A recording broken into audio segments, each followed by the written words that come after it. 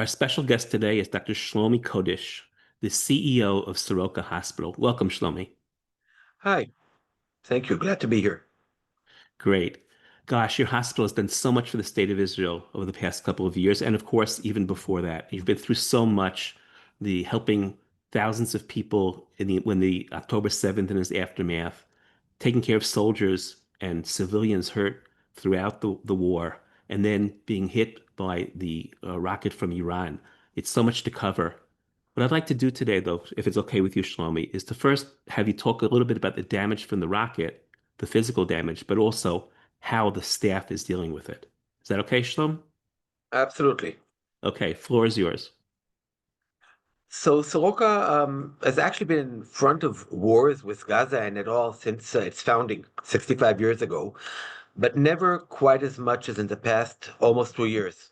Beginning of October 7th, where we treated the largest mass casualty incident as a result from terror in human history in a single medical center. We've treated over 4,000 casualties of this war ongoing and probably the most seriously wounded casualties from Gaza.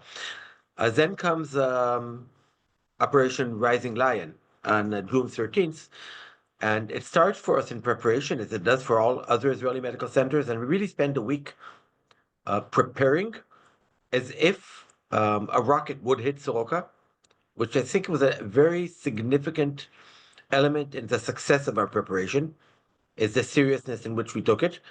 I'm pretty sure this is probably true of most of my colleagues in medical centers in Israel. And then on the morning of June 19th, I was at work half an hour before the rocket hit. We get the alert on our phone saying, something, find shelter. Our building is totally unsheltered, so I need to go over to the next building. When the rocket does go off, I'm in a 50-year-old bomb shelter, old school, concrete, not the fancy newer rooms. But the room shakes, and it's very clear something very bad happened very nearby.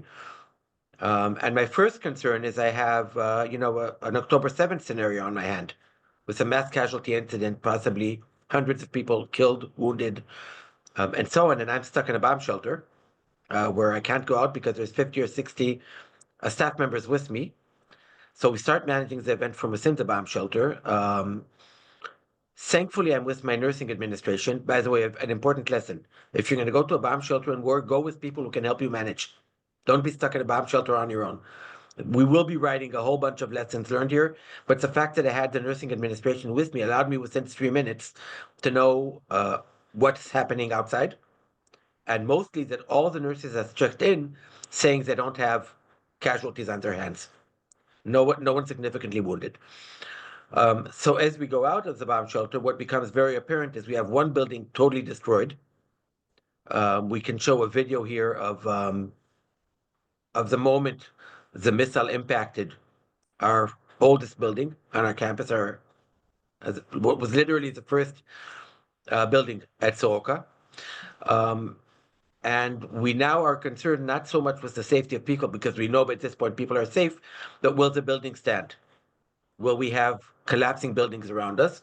And we have 3 buildings that hold about 60% of our beds, 56% of our beds, totally unfunctional at this point. They're unfunctional, one, because they have a lot of damage, and we don't know yet whether this is structural or not. And two, because we have no elevators.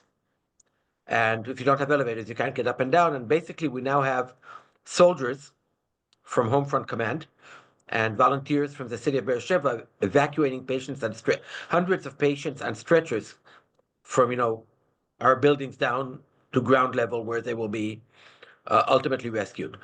By the end of the day, we knew our buildings were safe, despite one of them totally unusable. And we made the decision that because we're alone in our area, we treated 1 million people as the only level 1 trauma unit or tertiary medical center. So we decided we would be prepared in case another missile struck Beersheba. We readied our ED, our operating rooms, without elevators. Thankfully, we have ramps that were built in the 50s, going up 3 levels from the basement up to our operating rooms. So we could make it to our operating rooms. Otherwise, we wouldn't have been able to.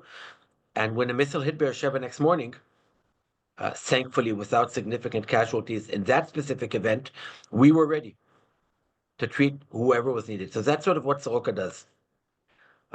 So this was sort Wow. of a brief description of what we've been through in the past 2 years. Obviously, every day has its own story.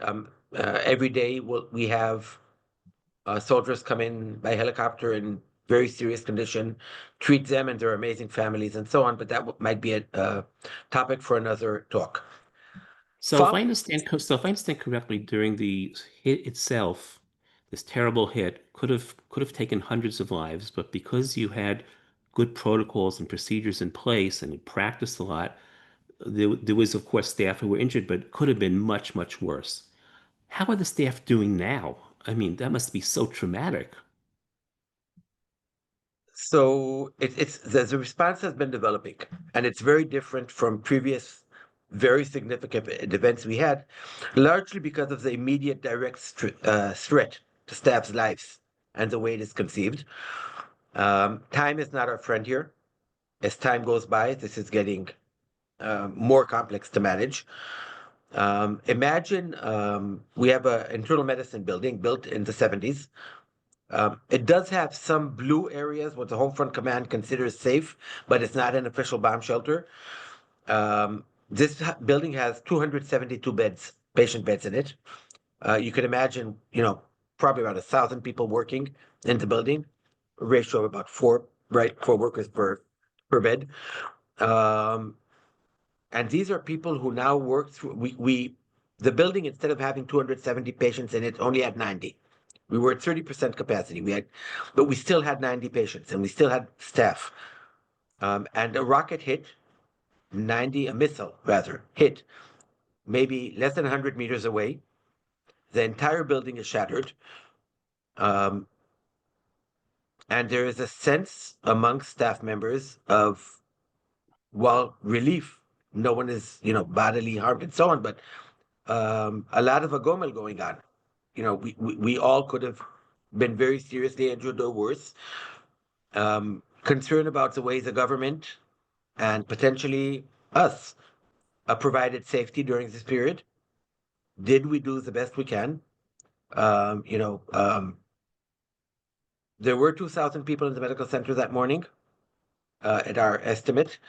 We had 40 lightly wounded people treated in our ED and all released home. But we don't count on miracles. It's an old Jewish rule. Lo mistamchin al nes. And so there is this threat of this sense of a moral injury. And I'm concerned what will happen next time because there is a sense that the Iranians did not target Soroka by mistake. Not that any of us can predict why, but amongst all Israeli medical centers, they intentionally targeted Soroka. The rocket that hit us has an accuracy of 50 meters, and it hit well hundreds of meters beyond our perimeter. There is no doubt in my mind, and I think in any logical, reasonable person who can read data, that this missile was aimed at Soroka. And I'm concerned that in the next war escalation with people who has ballistic missiles, getting staff to work the way they did before is going to be very difficult, and rightly so. And there's a very strong drive that needs to happen to fortify Soroka and allow better conditions. And we've said this many times before. But staff, a hospital will not work without staff, and there's an issue here. And our staff is amazing. They've saved lives numerous times. We've done what we need to do every single time the government called on us. And I think people expect some reciprocity here. So, Shlomi, I understand probably the most important thing in the medium term, long term, is to get the funds and the commitment to fortify the hospital. I understand, though, that in the immediate term, there's also emotional needs that have to be addressed of the staff. Can you say a bit about what your hospital, what Clalit, what the society, what the government is doing, and what else needs to be done? And I think that's going to have to be my last question because our time is running short. Oh, that was fast. Um, so let me say this. First of all, we need to rebuild Soroka because the population relies on us. We're at 30% less, fewer probably, 30% fewer hospital beds than we were before the missile hit, and 40% less operating rooms. That needs to be rebuilt because we have a national responsibility for 1 million people, 60% of the area of the country. And that's underway. It will take time. It will take probably 4 years to be back just where we were before. The fortified piece is longer. It will take 6 to 7 years, will require much more funds. We're seeking those funds. We're working with the government and making that happen.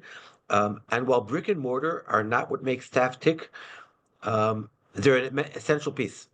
A team that no longer has a ward, a residence that no longer has operating rooms, needs to see a crane working. They need to see the future in a real way, not an abstract idea. We're doing a lot of work with our staff. We're trying to work on resilience, and again, it's already there, but we need more work, more attention. We've done quite a bit. I think we need to do more. I don't think, regretfully, well, actually, thankfully, there's no protocol for this because, thankfully, this hasn't happened before. Regretfully, it happened here. Um, and we're going to be writing the protocols, much as, for returned hostages and for mass casualty incidents. This will be another chapter. Soroka will have to help tell the world what you do when you're a tertiary medical center with 5,700 employees who now feel threatened at their place of work. Wow. I just have to add one little question. We have viewers from around the world. Those who want to help, how do they get in touch with Soroka to try to offer their help? Look us up online. Okay, Soroka, and you'll find us. There's an American Friends of Soroka for people in the US. There's an Israeli Friends of Soroka. We're fairly accessible online. You can search for me as well. We terrific. need all the help we can get. Terrific. Thank you so much for joining us for this interview, and thank you much more so for all the work that you and your staff are doing day by day, week by week in the most difficult times and in the everyday times. Thank you so much. Thank you for inviting me.